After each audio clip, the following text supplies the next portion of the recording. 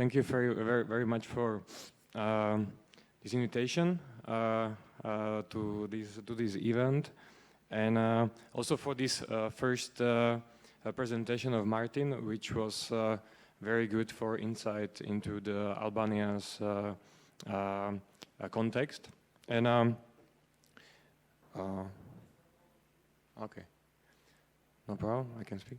So I have like 10 minutes, 15 minutes, something like that. I will try to do it as not a solution, but as a kind of opening for the discussion. Yesterday we had also a small discussion about with some of you, with some other people in the first day of our forum, and it seems that housing and affordability is really the problem, the issue here. So I will try to just like give you some examples from our own practice or from what we see across the Europe. What are the examples of different models, how different cities are solving these issues. I think there is no simple solution to this problem, and the only solution is diversity. And I think like Tirana has a huge advantage at the moment to try to apply different models from different European cities at this moment, and to try it or to find your own model. Something what Martin was speaking about this higher density movement in the informal settlements. That's definitely one of the ways how you can bring more density and more affordability into the Tirana itself. And so the presentation is there or not? Okay, I can. Never mind.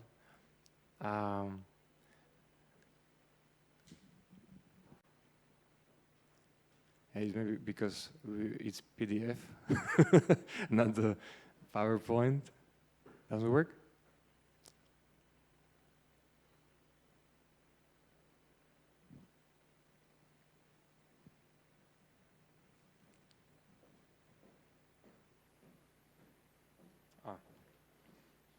It's there and it's working perfect. Okay, so thank you very much. Okay, so again, I'm Michal Kristof. I'm from office CHYBIK+KRISTOF from Czech Republic.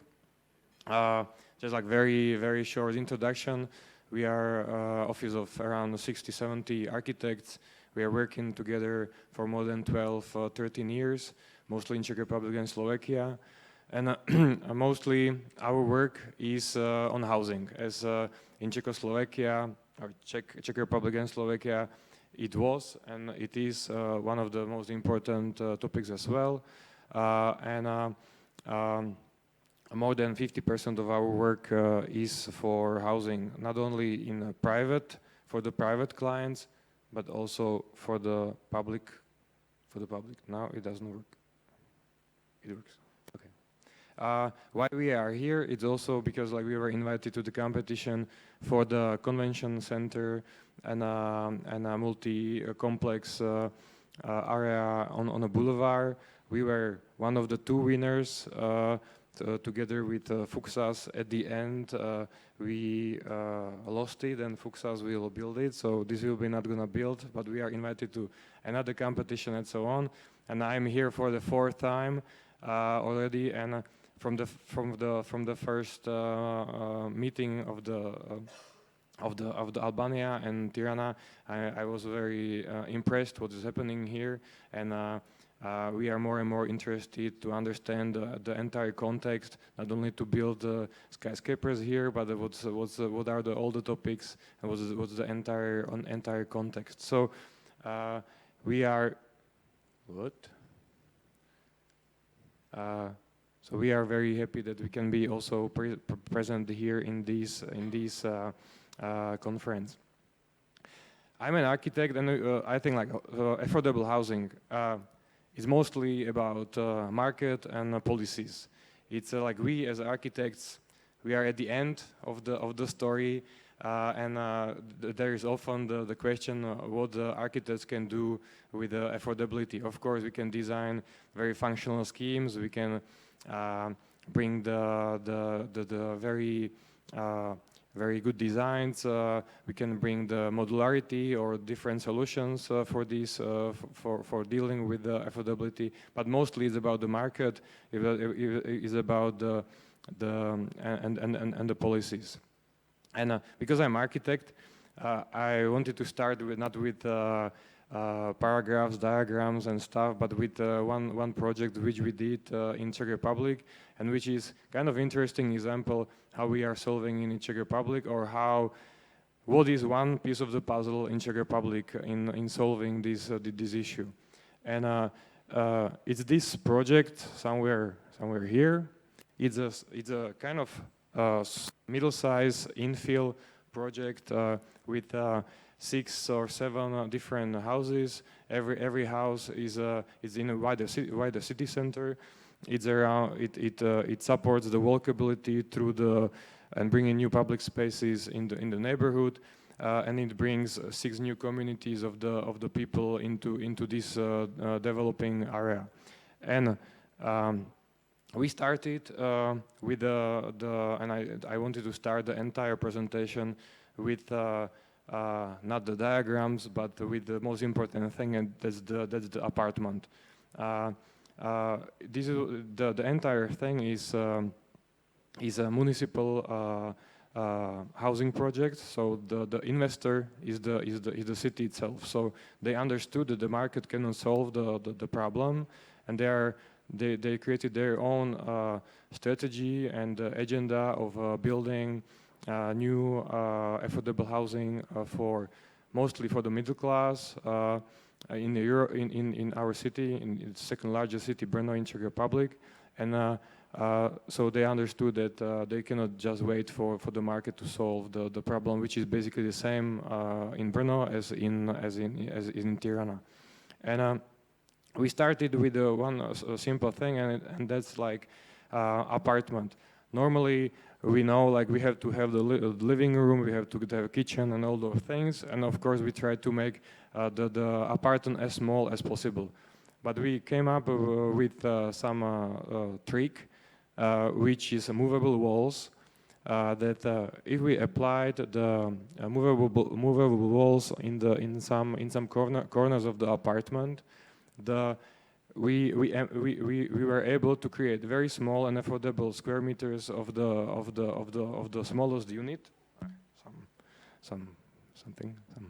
So like very affordable square meters of the apartment, and in the moment when you need to be separated, let's say, like you want to be separated or work or something, you have all the separate spaces of the apartment, but normally it's a waste of square meters to not use, for example, the bedroom during the day, and to have the luxury that this is only the night zone for the people. So by opening the entire apartment, entire square meters basically into one space, we succeeded to create a flexible space of the apartment, which is very small and brings very small square meters, but on the other hand, it brings almost the atmosphere of the much bigger apartment as these few square meters. By this, we were able to be very, very concrete on every square meter of the apartment, and we were able to minimize the square meters for the apartments, and the square meters we got because like we were very, very, very good in the apartments. We brought these square meters to the corridors. So the corridors are not only the places where you go, but actually by bringing a few square meters which we saved in the apartments, we brought it here to the staircase and created a few community spaces for everything what we know also after the COVID and everything, that people not only need to live in their apartments, that they like also to work there, or they need also the spaces for their kids and so on. Or if the entire project is about small apartments for young families and so on. There is, we all know it. If you have a small kid, you don't have a place where to make a party for the birthday of your kid when the 20 people should come in a small apartment. Is not possible. So they have one community space, some community kitchen where this kind of gathering can happen. So by saving the square meters in apartments, we were able to basically do some extra somewhere else, and it brings a very flexible apartment and very additional value for the entire community which is built around this staircase. Basically, the entire project has the same square meters as the normal traditional one, but by these kind of tricky solutions, we believe that we brought something which is very important for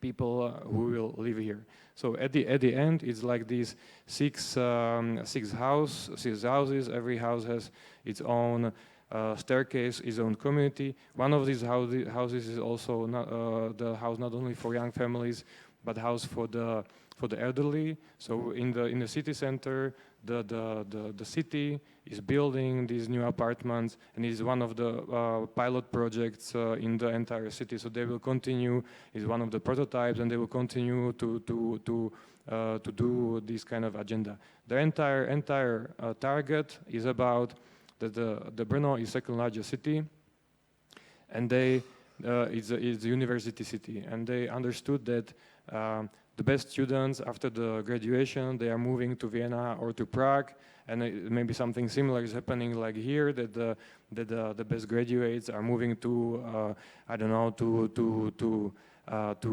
Italy or Germany or something. So to support the middle class, it was very essential for the municipality.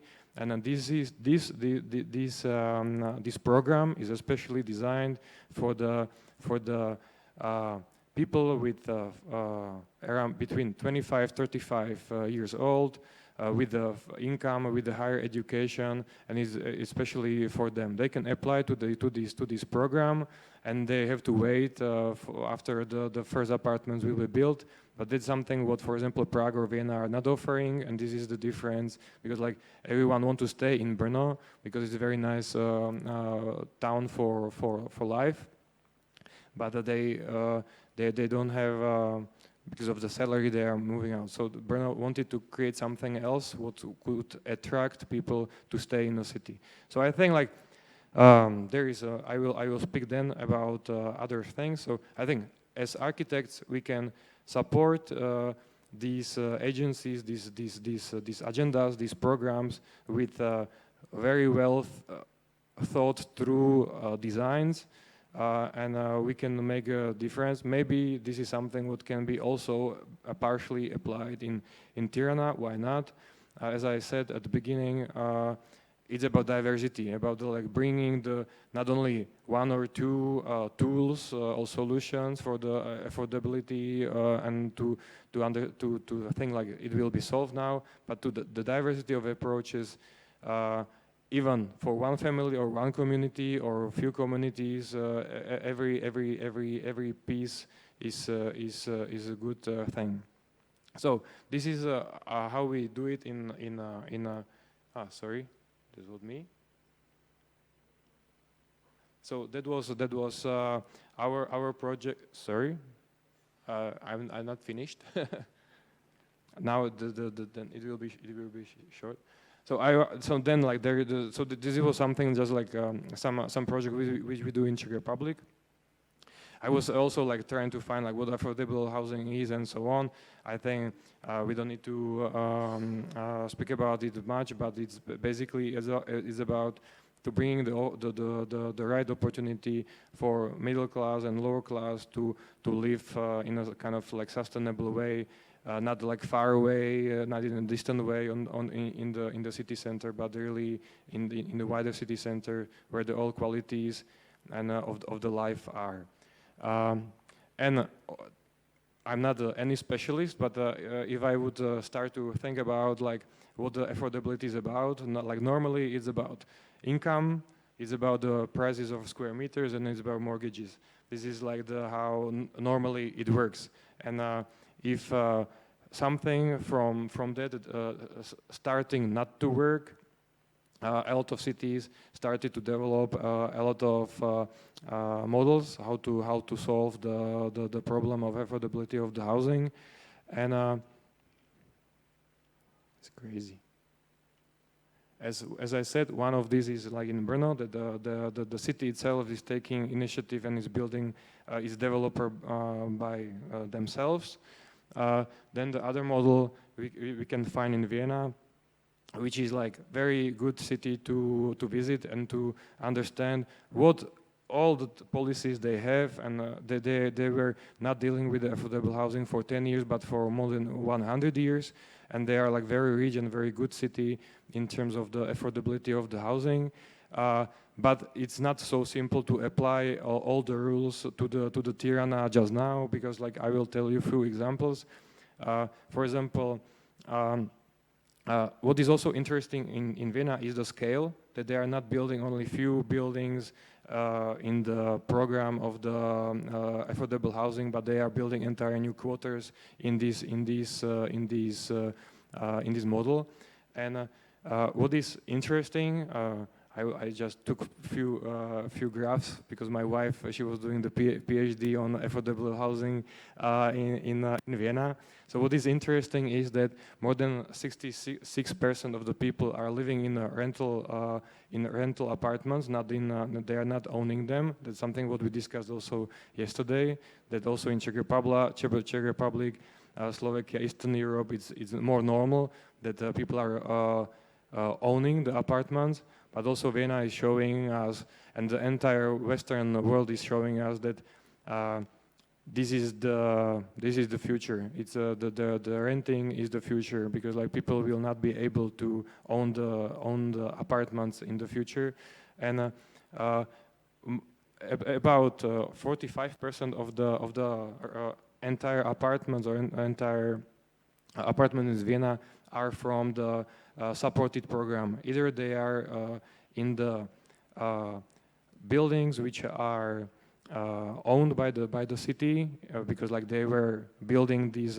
houses, as I said, like 100 years old, and from this percentage they have also like income, and they have like a very big budget then to support the new projects. And the rest is renting supported housing, which is basically something what you have also here, that the rule that if there is a new development, some percentage of the apartments has to be part of the social program or the affordable program. So they have like much more, of course, now from the entire cake. And this is like 100 years of working on affordability in housing, and these are the final results. What is interesting with the Viennese model is that they prepare the master plan, they own the land, and they prepare the opportunity. Then there is a competition for the developer, and by that they own the area, and they are making this developing competition for developers. They can say like, okay, like we want this and this and this, we want kindergarten, we want several percentage of the entire apartment for the social or the affordable program. So the developers has to give it to the city or rent it for the lower prices. But what is interesting is that city is also offering to developers the lower loans as the banks, because they are like that's something what you cannot do maybe here, because like they are so rich in terms of how they own and how they monthly, yearly are getting from the rents from the entire city, that actually they are working. The city works as a bank itself, and they are offering much more than the lot for the developers. So that's why it's. That's why all the things they can ask from developers are amazing. They can really ask for a lot, not only for to build the kindergartens, to have like a lot of apartments for the social program, and so on. So that's the one thing how the Vienna is working. Of course, in Berlin we saw something else. What's called like this Baugruppe, Baugruppen. So it's like private people, private groups of the people, private communities are building by their own. That's something what maybe also can be applied if the city would prepare a possibility not to build only in some spots for developers. Of course, like for developers are mostly interested in the larger scale plots where the projects can be bigger. Maybe for smaller lots or smaller or complicated lots, maybe there can be opportunity for the private groups of the people to build some housing which is compact and dense by themselves. That's something what works pretty well also like across the Europe. Or of course, as we in London or other cities, rent to build is something what is coming more and more often as a solution, not to build for residents, but to build for a fund, which is then renting the apartments to the residents. So this is the one of the last models when you cannot really continue in this basic model of owning every apartment by the single family.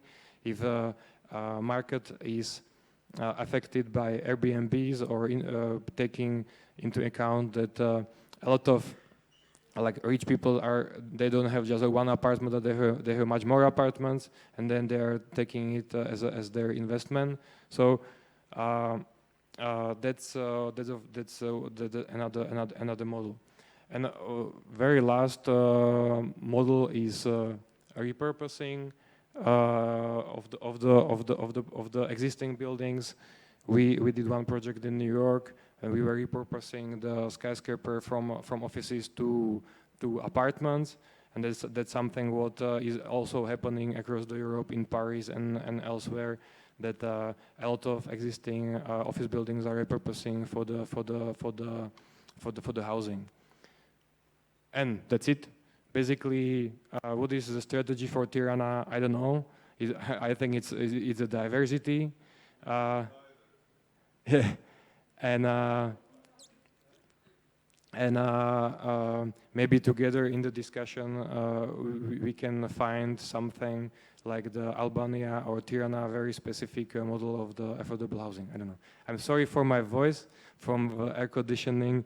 I'm like a bit dysfunctioned, but thank you.